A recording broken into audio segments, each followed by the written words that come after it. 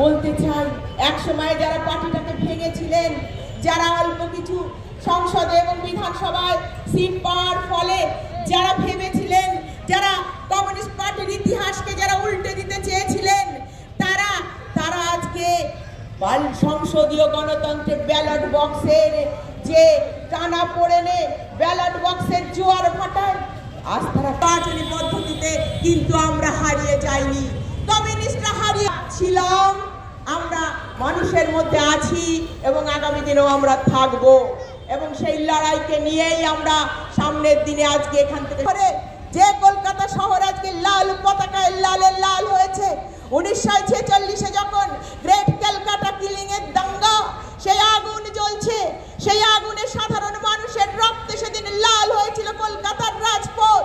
সেইখানে দাঁড়িয়ে আমাদের কমরেড সোমনাথ লাহিড়ী, তার নেতৃত্বে আমাদের শ্রমিক কর্মীরা লাল ঝান্ডা হাতে নিয়ে সেই আগুন নেভাতে যে ঐতিহাসিক ভূমিকা পালন করেছিলেন, যার ফলে অনেক জীবনের ক্ষতি কম হয়েছিল, আমরা তা ভুলে নিশ্চয়ই যাব না। এটা আমাদের ইতিহাস।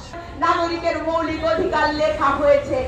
সেই সময়ে দাঁড়িয়ে আমাদের উপরাষ্ট্রপতি ডক্টর রাধাকৃষ্ণন বলেছিলেন যে ভারতবর্ষের মাটিতে মানুষ খেতে পায় না, যেখানে মানুষ হাত পেটা খেয়ে থাকে, যেখানে মানুষ কাজ পায় না, যেখানে মানুষ কাজের জন্য এই রাজ্য থেকে ও রাজ্যে ছুটে বেড়ায়, জীবন হানি হয় রাস্তায়, যে রাজ্যে মানুষ কাজের হাত পেটা খেয়ে ভুকা মানুষ দিন কাটায়, সেই রাজ্যের মানুষ কখনো, সেই দেশের মানুষ কখনো সংবিধানকে নিয়ে দাঁড়ায়। আমাদের সাগর পাড় এবং পূবের সুন্দরবন থেকে পশ্চিমের যে জঙ্গল মহল, সেই জঙ্গল মহল সহ গোটা পশ্চিমবঙ্গের কোনায় কোনায় থেকে শহর গ্রামকে ভেঙে যারা এখানে এসে সমাবেশকে সমৃদ্ধ করেছেন, পার্টির 100 বছর পূর্তির ডাকে সাড়া দিয়ে এসেছেন, তাদেরকে আমি প্রথমেই সংগ্রামী অভিনন্দন জানাই এবং লাল লাল লাল সালাম জানাই এই মঞ্চ থেকে। বন্ধুগণ, একটা কঠিন জটিল সময়ে গোটা দেশ তথা গোটা ভারতবর্ষ বিশ্ব সহ গোটা পৃথিবী তার সেনাপতি হিসেবে কাজ করেছে, সেই দুঃসময়ে দাঁড়িয়ে এসে 100 বছরে পদার্পণ করেছে। কমরেডস, সেই সময়ে দাঁড়িয়ে আমাদের মনে রাখতে হবে যে এই পার্টি মেহনতি মানুষের লড়াইতে যেভাবে তাদের পাশে থেকেছে, যেভাবে তাদের সংগঠিত করে লড়াইকে 100 বছর পূর্তি তারই কর্মসূচি।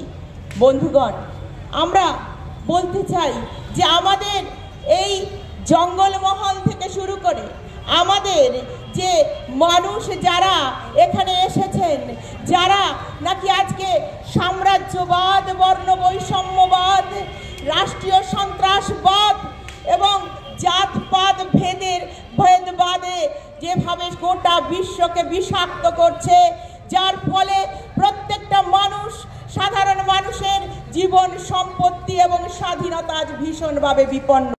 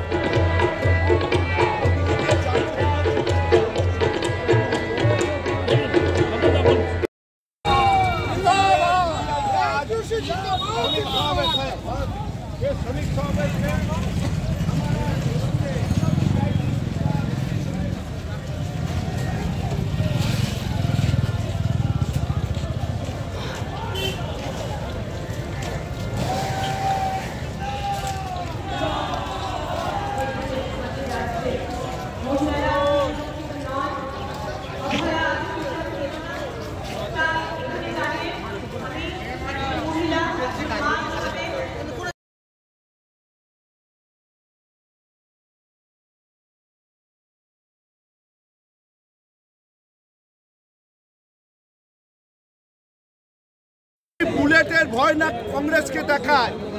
কংগ্রেস শেষ কথা বলে গণতন্ত্রে। আমরা শান্তিপ্রিয় প্রোগ্রাম করেছি, এরা অসভ্যমানা করলো ববি হাকিম এবং তৃণমূল সরকার। এরই বিরুদ্ধে আজকে আমরা রাস্তায় অবরোধ করে বসে আছি। হয় কর্পোরেশনকে ডেপুটেশন নিতে হবে, আর নয়তো পুলিশকে গুলি চালিয়ে এই অবরোধ উঠাতে হবে। আজকে আমাদের কংগ্রেসের যদি অশান্তি হয়, এর মেন দায়ী ববি হাকিম, মমতা ব্যানার্জি এবং কলকাতা পুলিশের কমিশনার, কলকাতা পুলিশ।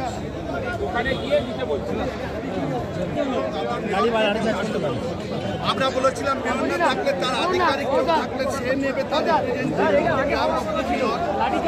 মেয়র এরকম অসভ্যমানা করলো এবং তার আধিকারিকরা যে তারা ডেপুটেশন নিতে অস্বীকার করছে। মনে করছে আমাদের লাঠিচার্জ করে, লাঠিচার্জ করেছে, মৃদু লাঠিচার্জ করে আমাদের মহিলাদের আঘাত করেছে। আজকে পুলিশ যে নোংরামো করছে, ল অ্যান্ড অর্ডার যদি ভায়োলেট হয় এর জন্য দায়ী থাকবে ববি হাকিম, মমতা ব্যানার্জি, তৃণমূল সরকার এবং কলকাতা পুলিশের আধিকারিকরা। আমরা ওদের হুঁশিয়ারি দিতে চাই। আমরা 93 সনে 21শে জুলাই কলকাতা মহানগরী কংগ্রেসীদের রক্তে প্লাবিত হয়েছিল। আমরা সেই দিনের কথা ভুলে যাইনি। আজকে মমতা ব্যানার্জি কংগ্রেসের রক্তের উপর দাঁড়িয়ে পশ্চিম বাংলায় কংগ্রেসের হাত ধরে মুখ্যমন্ত্রী, এইটা অস্বীকার করার জায়গা নেই মমতা ব্যানার্জি। তাই আমাদের কলকাতা পুলিশ তো দাবিদারি করছে, আমাদের ঢুকতে দিচ্ছে না, আমাদের জনপ্রতিনিধি এবং যারা যাচ্ছে তাদের ব্যারিকেড করে আটকে দিচ্ছে, বলছে